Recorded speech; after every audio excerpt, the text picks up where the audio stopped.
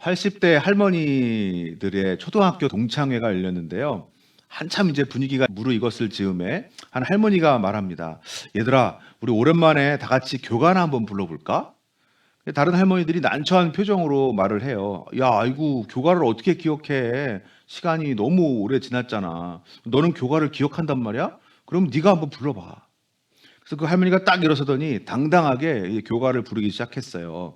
동해물과 백두산이 마르고 닳도록. 이 할머니의 열창이 끝나고 할머니들이 이렇게 말했어요. 야, 쟤는 학교 다닐 때도 공부 잘하더니 아직까지도 기억력이 좋다. 할머니가 이제 어깨가 으쓱해져 가지고 집으로 돌아왔어요. 할아버지에게 오늘 있었던 일을 막 자랑을 했어요. 할아버지가 깜짝 놀라면서 말하는 거예요. 아니, 당신 여태 교가를 기억한단 말이에요? 한번 불러보세요. 할머니가 벌떡 일어나서는 다시 또 큰 소리로 부르기 시작했어요. 동해물과 백두산이 마르고 닳도록. 다 듣고 나서 할아버지가 고개를 갸우뚱하면서 이렇게 말씀하시더래요. 이상하네. 우리 학교 교가랑 비슷한 것 같아. 여러분 예전 초등학교 교가를 기억하십니까? 저는 기억 못합니다. 여러분의 기억력은 어느 정도신가요? 여러분 영적으로도 기억력이 필요합니다. 예수님과 처음 만났던 그 처음 뜨거운 사랑의 날, 첫사랑의 날, 뜨겁게 불태웠던 그 헌신의 날들, 그 기억들이 계속될 때 우리를 참 미소 짓게 만들죠. 지금의 여러분은 좀 어떠십니까? 그때보다 여러분의 신앙은 더 성장했고 더 깊어졌습니까? 아니면 여전히 제자리에 머물러 계신 건 아닌가요? 여러분, 우리의 믿음이라는 것은요, 살아있는 겁니다. 그렇기 때문에 살아있기 때문에 자라나야 되는 거예요. 성장해야 돼요. 예수님과 함께 했던 제자들, 예수님께 직접 교육을 받고 직접 훈련을 받았으니까 엄청나게 성장을 했을까요? 그런데 예수님께서 잡혀가시던 그 순간에 그들의 그 신앙은 민낯을 드러내고 말았습니다. 모두 다 예수님 버리고 달아나 버렸어요. 그런데 오늘 본문을 보니까 모두 다 달아난 것은 아닌가 봐요. 오늘 본문 누가복음 22장 54절 말씀 함께 읽어볼까요? 54절. 대제사장의 집으로 들어갈새 베드로가 멀찍이 따라가니라. 아, 베드로가 예수님을 따라가고 있네요. 베드로만은 예수님을 버리지 않고 따라가고 있습니다. 그런데 한 개의 단어가 좀 눈에 띄죠. 멀찍이. 베드로가 멀찍이 따라가니라. 사실 베드로는 차마 예수님을 떠나지 못해서 따라가고는 있지만 최대한 자기 자신을 지켜가면서 따라가고 있어요. 멀리서. 그냥 지켜보면서 따라가고 있는 거예요. 마치 예수님과 자기는 상관없는 사람인 것처럼 그냥 구경꾼인 것처럼 따라가고 있는 거죠. 자, 그런데 그런 베드로에게 이제 위기가 다가옵니다. 55절에서 57절까지 사람들이 뜰 가운데 불을 피우고 함께 앉았는지라 베드로도 그 가운데 앉았더니 한 여종이 베드로의 불빛을 향하여 앉은 것을 보고 주목하여 이르되 이 사람도 그와 함께 있었느니라 하니 베드로가 부인하여 이르되 이 여자여 내가 그를 알지 못하노라 하더라. 대제사장의 집 뜰에 종들과 또 사람들이 불을 피우고 이렇게 함께 모여 있었는데 그 중에 한 여종이 베드로를 알아본 거예요. 하지만 베드로는 절대로 자기는 예수님을 알지 못한다고, 예수님 모른다고 부인을 했어요. 그렇게 베드로는 그곳에서 3번이나 예수님을 부인합니다. 그리고 그렇게 3번을 부인했을 때 어디선가 닭이 웁니다. 22장 60절 베드로가 이르되 이 사람아 나는 네가 하는 말은 알지 못하노라 하고 아직 말하고 있을 때에 닭이 곧 울더라. 최후의 만찬 자리에서 예수님께서 닭이 울기 전에 이 베드로가 예수님 3번 부인할 것이라고 예언하셨습니다. 구체적으로는 닭이 2번 울기 전에 3번 부인할 것이다. 그래서 오늘 본문에는 뭐 닭이 몇 번 울었는가까지는 뭐 나오지 않습니다만 마가복음에 보면 예수님께서 말씀하신 그대로 베드로가 예수님을 3번째 부인했을 때 닭이 2번 울었다고 기록하고 있어요. 옛날에는 이제 그림들을 많이 그렸잖아요. 왜 그러냐면 뭐 예술적인 것도 의미도 있습니다만 이제 글을 모르는 사람들이 많았기 때문에 그 사람들에게 성경을 가르치거나 뭔가 이야기를 보여주려면 그림이 가장 적합했던 거예요. 그래서 여러분 옛날 베드로를 그린 그림들을 보면 항상 옆에 닭이 있습니다. 베드로는 이렇게 스승이신 예수님을 부인한 거예요. 닭이 2번 울기 전에 3번 부인했어요. 예수님께서 마태복음 10장에서 이렇게 말씀하신 적이 있거든요. 마태복음 10장 33절 누구든지 사람 앞에서 나를 부인하면 나도 하늘에 계신 내 아버지 앞에서 그를 부인하리라. 사람 앞에서 예수님을 부인하면 예수님도 하나님 앞에서 천국문 앞에서 그 사람 모른다 하고 부인하실 거래요. 그렇다면 이제 베드로 큰일 난 거 아닌가요? 베드로가 죽어서 하나님 앞에 갔을 때에 예수님께서 하나님께 저 사람은 제 제자 아닙니다. 저는 저 사람 모릅니다. 이러신다는 거잖아요. 하지만 우리가 알다시피 베드로는 그렇게 되지는 않았습니다. 요한복음 21장에서 예수님께서 고기 잡던 베드로를 찾아가셨거든요. 그리고는 이렇게 말씀하세요. 베드로야, 네가 나를 사랑하느냐? 그러면 내 양을 먹이라. 베드로야, 네가 나를 사랑하느냐? 그러면 내 양을 치라. 예수님께서는 베드로에게 다시 기회를 주셨어요. 다시 주님의 일꾼이 되는 기회를 주셨어요. 이 4개의 복음서가 모두 다 예수님의 베드로의 예수님 부인 사건을 기록하고 있는데요. 유일하게 이 누가복음에만 베드로가 예수님을 3번째 부인하는 그 순간에 예수님께서 베드로를 돌아보셨다라고 기록하고 있어요. 오늘 본문 61, 62절 볼까요? 주께서 돌이켜 베드로를 보시니 베드로가 주의 말씀 곧 오늘 닭 울기 전에 내가 3번 나를 부인하리라 하심이 생각나서 밖에 나가서 심히 통곡하니라. 제가 또 그림 하나 갖고 왔는데요. 여기도 닭이 있죠? 그리고 베드로가 예수님 부인하는 순간에 저기 멀리 보면 예수님이 베드로를 돌아보는 그림이에요. 여기도 닭이 있어요. 닭이 울고 자신을 돌아보시는 그 예수님의 얼굴까지 보니까 베드로는 자기가 예수님 부인할 것이라고 하신 그 예수님 말씀이 생각이 났어요. 그래서 밖으로 뛰쳐나가서 통곡했다는 거예요. 베드로를 돌아보신 그 예수님의 눈빛, 여러분 그 눈빛 생각해 보신 적 있어요? 저는 이 장면, 예수님의 눈빛을 많이 생각해 봤거든요. 과연 이때 베드로를 보시던 예수님의 눈빛은 어떠했을까요? 야, 거 봐라. 내가 뭐라 그랬어. 너 죽어도 부인하지 않겠다고 장담하더니 꼴 좋다. 이런 눈빛이었을까요? 그렇죠. 아닙니다. 그 눈빛은 연약한 제자 베드로를 긍휼히 여기시는 눈빛이었을 거예요. 괜찮아, 베드로야. 괜찮다. 분명히 사람들 앞에서 예수님을 모른다 이렇게 부인하면 예수님도 그 사람을 모른다 부인하실 거라고는 하셨어요. 그런데 왜 베드로는 다시 찾아가셨을까? 왜 다시 기회를 주셨을까? 로마서 10장 10절 말씀, 사람이 마음으로 믿어 의에 이르고 입으로 시인하여 구원에 이르느니라. 주님을 시인하는 사람이 구원을 얻는데요. 주님을 부인하지 않고 시인하는 사람이 하나님의 자녀가 될 수 있어요. 그러면 예수님 부인하는 사람은 어떻게 될까요? 구원에 이르지 못하겠죠. 마태복음 10장 33절에서 예수님께서 말씀하셨던 그 예수님을 부인하는 사람은 예수님을 끝까지 받아들이지 않고 끝까지 모른 척하고 부인하는 사람을 말하는 거예요. 그런데 우리가 주님을 시인하고 받아들여서 하나님의 자녀가 된 후에도 주님을 시인할 것인가 주님을 부인할 것인가 하는 유혹은 계속된다는 거예요. 여러분, 우리는 정말 하루에도 얼마나 많이 우리 주님 부인하면서 살아가는지 모릅니다.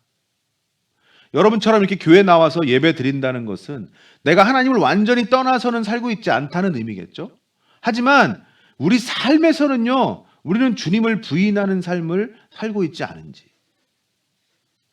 우리는 살면서 작게 또는 크게 주님을 부인하며 살아갑니다. 주님께서 우리에게 가르쳐 주셨던 그 가르침들을 외면해요. 그리고 이렇게 말하죠. 에이, 이 정도는 뭐 기독교인들도 다 하는 건데 뭐 이 정도는 작은 일이라 괜찮아.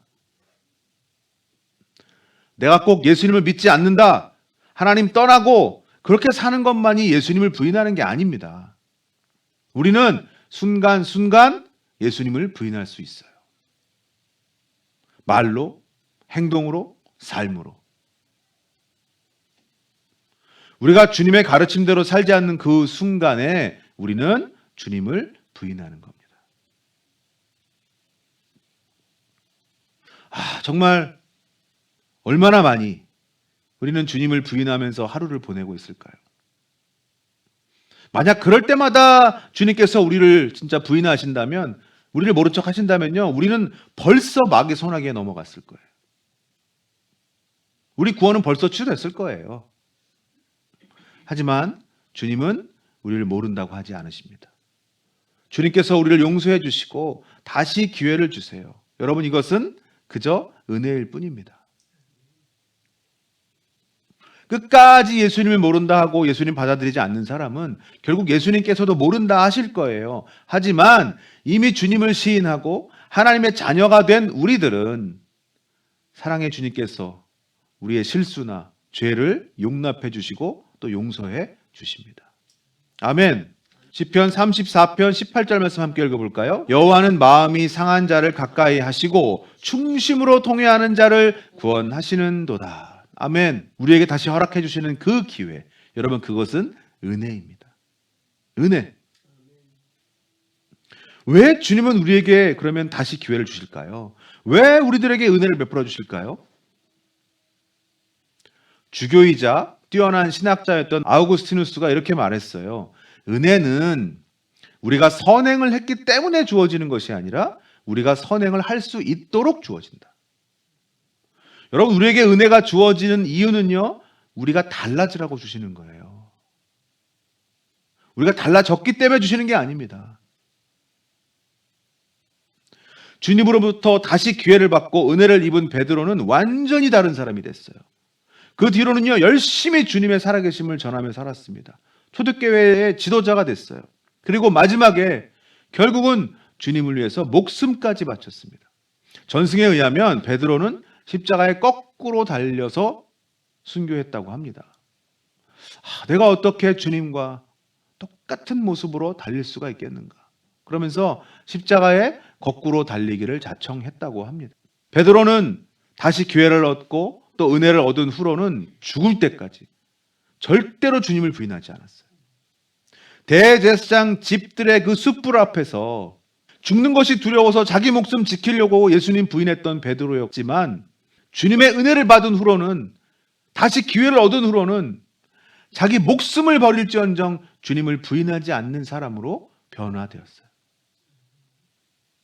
그리고 그것은요, 닭이 울고 예수님이 돌아보신 후, 예수님의 그 얼굴을 본 후 나가서 터뜨렸던 그 통곡이 있었기 때문에 가능했던 거예요. 마태복음 5장 4절, 애통하는 자는 복이 있나니 그들이 위로를 받을 것이며. 여기서 애통은 뭐 때문에 하는 애통일까요? 억울함, 질병, 삶의 장애물, 고민거리들. 물론 우리는 그런 것 때문에도 애통하기도 합니다만, 여기서 애통은 죄로 인한 애통이에요. 죄 앞에서 맨날 무너지는 그 나의 연약함 때문에, 유혹 앞에 무릎 꿇는 그런 나의 약함 때문에 마음 아파하고 애통하는 자, 여러분, 그런 사람에게 복이 있대요. 위로를 받는데요. 즉 용서를 받는 겁니다. 다시 기회를 얻는 겁니다. 사랑하는 여러분, 여러분은 죄 때문에 애통해 보신 적이 있으십니까? 여러분의 연약함과 부족함 때문에 안타까워하고 아파해 보신 적이 있으신가요? 내가 말씀대로 살고는 싶은데, 더 큰 믿음 가진 사람이 되고는 싶은데 여전히 부족하고 여전히 연약한 그런 나의 모습 때문에 애통해 보신 적이 있으십니까? 이런 거룩한 애통이 없으면 우리는 달라질 수 없습니다. 성장할 수 없습니다. 사도 바울은 이렇게 애통해 했어요. 로마서 7장 24절, 오호라, 나는 곤고한 사람이로다. 이 사망의 몸에서 누가 나를 건져내랴. 쉬운 성경은 이렇게 번역하고 있습니다. 나는 참으로 비참한 사람입니다. 누가 이러한 죽음의 몸에서 나를 구해내겠습니까? 바울은 왜 이렇게 안타까워하고 애통했을까요? 로마서 7장 18에서 19절 쉬운 성경입니다. 나는 내 안에서, 다시 말해서 나의 죄악된 본성 안에 선한 것이라고는 하나도 존재하지 않는다는 사실을 압니다. 선을 행하려는 바람은 내게 있지만 선을 행할 수는 없습니다. 나는 원하는 선은 행하지 않고 원하지 않는 악을 행합니다. 바울은 자신이 행하고 싶은 그 선을 행하기보다는 악을 행하는 자기 모습을 보았대요. 그리고 그런 이유가 있대요. 21절에서 그러므로 나는 이런 법칙을 발견했습니다. 선을 행하려는 마음은 나에게 있지만 악이 나와 함께 있다는 것입니다. 바울은 자기 안에 분명히 선을 행하려는 마음, 하나님 뜻대로 살려는 마음도 있는데 인간적인 마음, 세속적인 악한 마음도 함께 공존하고 있다는 걸 깨달은 거예요. 그래서 그 인간적이고 세속적인 그 마음이 자꾸만 하나님 뜻대로 선하게 행하려는 자신을 가로막는다는 걸 깨달은 거예요. 7장 22에서 23절. 사실 나의 속 중심에는 하나님의 법을 즐거워합니다. 그러나 나의 몸 여러 부분들에서는 다른 법이 작용하고 있습니다. 그 법이 내 마음의 법과 싸워 나를 내 몸에서 작용하고 있는 죄의 법에 사로잡히게 합니다. 나한테 분명히 하나님 법을 즐거워하는 마음이 있는데, 하나님 말씀대로 살고자 하는 그 마음이 있는데, 내 안에 있는 다른 법, 다른 마음이 결국은 나를 사로잡고 세상적으로 살게 한다는 거예요. 그리고 나서 이어지는 애통이 바로 그거예요. 나는 참으로 비참한 사람입니다. 누가 나를 이 사망의 몸에서 구원하겠습니까? 오호라, 나는 곤고한 사람이로다. 여러분, 바울은 자기 자신에 대해서 이렇게까지 말했잖아요. 나는 죄인 중에 내가 괴순이라. 세 번역을 보면요, 나는 죄인의 우두머리입니다 이렇게 돼 있어요. 또 공동 번역은 나는 죄인들 중에서 가장 큰 죄인입니다. 여러분, 바울의 이 말을 보면서 저도 이런 생각 진짜 자주 많이 하거든요. 저도 이런 생각이 정말 자주 들어요. 정승원, 나는 정말 죄인 중에 괴수다. 나는 정말 죄인 중에 우두머리요. 죄인 중에 죄인이다. 여러분, 제가 어찌나 그렇게 악한지요. 어찌나 그렇게 부족한지요. 얼마나 자주 하루도 몇 번씩 제가 주님을 부인하며 사는지 모릅니다. 오호라, 나는 곤고한 사람이로다. 이 죄 많은 나를 어찌하랴. 여러분, 어쩌면 우리 그리스도인들 모두가 매일 겪는 곤고함이 아닐까요? 여러분 중에 하나님 말씀대로 살고 싶지 않은 분 있습니까? 그런 분은 예배 후에 또 저와 따로 또. 여러분, 그리스도인이라면, 하나님의 자녀라면 다 하나님 말씀대로 살고 싶고 예수님 닮아가고 싶은 마음이 있잖아요. 그런데 그게 잘 안 돼서 문제죠. 놀고 싶고 즐기고 싶고 편안하고 싶은 그 세상적인 마음이 더 크게 나를 사로잡기 때문이죠. 우리는 이런 우리의 부족함에 대해서 애통함이 있어야 됩니다. 우리의 연약함과 악함에 대한 통곡하는 마음이 있어야 돼요. 우리가 그것마저 없다면 우리의 부족함은 끝도 없을 것이고, 그것마저 없다면 우리의 악함은 브레이크가 없어질 겁니다. 이 복음서들이 기록되고 난 후에 이 복음서를 처음 읽었던 그 당시의 성도들은 거의 다 대부분 베드로를 아는 사람들이에요. 베드로를 개인적으로 안다거나 아니면 만났던 사람들, 또 아니면 적어도 베드로에 대해서 들어봤던 사람들이란 말이에요. 베드로는 교회의 지도자였으니까. 그러면 그 사람들이 이 베드로 사도가 예수님을 3번이나 부인하는 이 장면을 읽으면서 어떤 생각이 들었을까요? 우리에게 예수님의 가르침 잘 전달해 주시고 신앙 잘 이끌어 주셨던 우리 교회의 어른이시자 지도자이신 베드로님이신데, 야, 이렇게 예수님 3번이나 부인한 적도 있었구나. 그랬던 베드로께서 지금은 이렇게 훌륭한 지도자 신앙인으로 변화되셨구나. 여러분, 우리도 마찬가지예요. 베드로 사도를 보면서 이렇게 생각할 수 있어요. 나도 할 수 있겠구나. 비록 지금은 하루에도 몇 번씩 주님을 부인하고 주님 말씀 외면하는 나이지만 나도 더 나은 신앙인이 될 수 있겠구나. 여러분 아시다시피 저도 오랫동안 직장 생활을 했어요. 방탕한 세상 생활도 좀 많이 해본 사람입니다. 그런 제가 목사가 됐다고 하면요, 제 주변의 친구들이나 사람들이 이렇게 얘기해요. 야, 너 참 대단하다. 어우, 참 대단하시네요. 그러면 저는 이렇게 말합니다. 하나님이 대단하시죠. 저 같은 놈 바꿔서, 저같이 못난 놈 바꿔서 목사로 쓰시니까요. 하나님이 대단하시죠.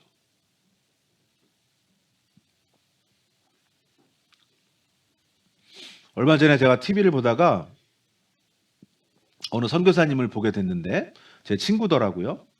고등학교 동창이기도 하고 제가 이제 음악 쪽 일을 할 때 이제 우연히 다시 만나서 또 한동안 이렇게 친하게 지내던 친구입니다. 그런데 제가 이제 세상 직업을 그만두고 이제 이쪽 세계로 넘어오면서, 이쪽 세계를 하니까 이상하네요. 이쪽 세계로 넘어오면서 그 후로 오랫동안 제가 보질 못했었어요. 그런데 TV에서 정말 오랜만에 선교사가 되어 있는 그 친구를 보게 된 거예요. 제가 얼마나 놀랐는지 모릅니다. 그리고 너무나 궁금해졌어요. 저 친구에게는 또 무슨 일이 있었을까? 나를 바꾸셔서 목사로 만드신 하나님께서 저 친구에겐 또 얼마나 놀라운 일을 행하셔서 저렇게 귀하게 쓰임받는 선교사로 만드셨을까? 여러분, 이렇게들 사람들이 말합니다. 사람은 고쳐 쓰는 거 아니다. 사람은 고쳐 쓰는 거 아니야. 하지만 우리 하나님은 사람 고쳐 쓰시는 데는 최고의 능력을 가지신 분이에요. 예수님 모른다고 저주까지 해가면서 3번이나 부인했던 베드로를 평생 주님을 위해서 헌신하고 그 순교의 순간까지도 예수님 부인하지 않고 기꺼이 생명을 내어드리는 그런 사람으로 바꾸신 하나님. 예수 믿는 사람들 다 잡아서 죽이던 일을 하던 바울을 땅끝까지 복음 들고 가는 일꾼으로 바꾸신 하나님. 자기 목숨 지키고자 자기 아내 사라를 애굽 왕에게 1번, 그랄 왕에게 1번, 2번이나 팔아넘긴 아브라함을 하나님을 위해서라면 하나뿐인 귀한 아들 이삭까지 기꺼이 바칠 수 있는 사람으로 변화시키신 하나님. 내 자신 믿으면서 세상의 즐거움 속에서 빠져 살던 정승원을 주님 섬기는 게 직업인 목사로 바꾸신 하나님. 여러분, 그 하나님께서 당연히 여러분도 바꾸실 수 있습니다. 단 여러분에게 애통하는 마음이 있어야 됩니다. 내 부족함과 연약함, 나의 악함을 애통하는 마음. 그리고 간절함이 있어야 돼요. 하나님 말씀대로 살고 싶은 간절한 마음. 예수님 가르침대로 살고 싶은 간절한 마음. 그러면 우리 하나님께서 여러분의 삶도 바꾸어 주실 겁니다. 여러분, 그리스도인들에게 신앙의 성장은 선택사항이 아니고 필수사항입니다. 구원받았다고 모든 게 끝나는 게 아니에요. 하나님께서 우리에게 그 뒤로도 계속 은혜를 주시는 것은 그 은혜를 통해서 우리가 변화되고 성장하기를 원하시기 때문입니다. 누가복음 9장 23절, 아무든지 나를 따라오려거든 자기를 부인하고 날마다 제 십자가를 지고 나를 따를 것이니라. 우리가 부인하여야 할 것은 바로 우리 자신이에요. 주님을 부인하는 삶, 말씀을 외면하는 삶이 아니라 나 자신, 이기적이고 게으르고 악한 나를 부인하는 삶을 살아야 합니다. 올해 우리 2026년이 끝나는 때에 우리 1년 동안 이만큼 성장해 있는 그런 나의 모습을 보게 되는 여러분 되시기를 소망합니다. 해마다 달마다 날마다 성장해가고 성숙해져 가는 그런 저와 여러분의 신앙이 되기를 진심으로 소망합니다. 아멘. 기도하겠습니다.